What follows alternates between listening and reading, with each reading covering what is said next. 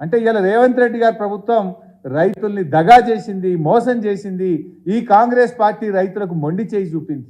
ఇలా రైతుల విషయంలోనే కాదు, ఇలా ఇతర అంశాల విషయంలో ముఖ్యంగా రైతులకు సంబంధించి కూడా రుణమాఫీ ఒకటే కాదు, కాంగ్రెస్ పార్టీ తన మేనిఫెస్టోలో రైతులకు ఏ అంశాలు అయితే చెప్పిందో ఏ ఒక్క అంశాన్ని కూడా కాంగ్రెస్ పార్టీ ఇలా అమలు చేయలేదు. ఏ ఒక్క అంశం మీద మాట నిలబెట్టుకోలేదు. ఈ మేనిఫెస్టోలో వాళ్ళు ఏం చేసిండ్రు? 6 గ్యారంటీలు, 6 గ్యారంటీల మీద బాండ్ పేపర్లు పంచిండ్రు, నోటరీ డాక్యుమెంట్లు ఇచ్చిండ్రు. ప్రజలు నమ్ముతలేరని చెప్పి బాండ్ పేపర్ మీద రాసి ఇంటింటికి ఇచ్చొచ్చిండ్రు. 100 రోజుల్లో 6 గ్యారంటీలు, 13 హామీలు అమలు చేస్తామని చెప్పారు. మరి బాండ్ పేపర్లు పంచి నోటరీ డాక్యుమెంట్లు ఇచ్చిన కాంగ్రెస్ పార్టీ ఇలా రైతుల విషయంలో ఏం చెప్పింది? మేము రాగానే డిసెంబర్ 9వ తేదీ 2 లక్షల రుణమాఫీ. మోసం. రైతులకు, కౌలు రైతులకు ఎకరానికి 15,000 రూపాయలు ఇస్తాం. దగా. వ్యవసాయ కూలీలకు 12,000 రూపాయలు ఇస్తాం. దగా. వరి పంటకు క్వింటాల్కు 500 రూపాయల బోనస్ ఇస్తాం.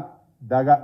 అంటే 4 విషయాలు కూడా రైతులకు ఇచ్చిన 4 హామీలను కూడా తుంగలో దొక్కి రైతులను నట్టేట ముంచింది ఇలా కాంగ్రెస్ పార్టీ, నేడు అధికారంలో ఉన్న కాంగ్రెస్ ప్రభుత్వం.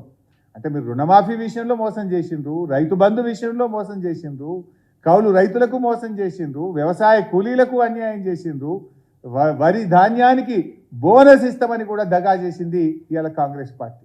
ఏ మొహం పెట్టుకొని పార్లమెంట్ ఎన్నికల్లో ఓట్లు అడుగుతారు? మేము మీకు నోటరీ డాక్యుమెంట్లు ఇచ్చి మేము బాండ్ పేపర్ల సాక్షిగా రాష్ట్రంలో రైతుల్ని మోసం చేసినాం, మా కాంగ్రెస్ పార్టీకి ఓటేయండి అని అడుగుతారా? 10 ఏళ్లలో ఎప్పుడు లేని విధంగా 20 లక్షల ఎకరాల్లో పంటలు ఎండబెట్టినందుకు కాంగ్రెస్ పార్టీకి ఓటేయమని అడగడానికి వస్తారా? నీటి నిర్వహణలో వైఫల్యం చెందాం, కరెంటు సరిగా ఇవ్వలేకపోయాం, మీ మోటార్లు గాలబెట్టాం, ట్రాన్స్ఫార్మర్లు కాలిపోయి రైతుల మీద అదనపు భారం పడ్డందుకు కాంగ్రెస్ పార్టీకి ఓటేయమని అడగడానికి మీరు గ్రామాల్లోకి వస్తారా అని నేను అడుగుతా ఉన్నా. ఇలా కాంగ్రెస్ పార్టీ పరిస్థితి ఎట్లా తయారైందంటే వాళ్ళకి అసలు తీరిక లేదు. ఎంతసేపు ముఖ్యమంత్రి గారు నేను పార్టీ కోసం గేట్లు తెరుస్తా, నేను గేట్లు తెరిచిన రాండ్రి పార్టీలోకి, ప్రతిపక్ష నాయకుల ఇళ్లలకు పోయి బతిల్లాడి కండువాలు కప్పుతున్నాడు ముఖ్యమంత్రి గారు.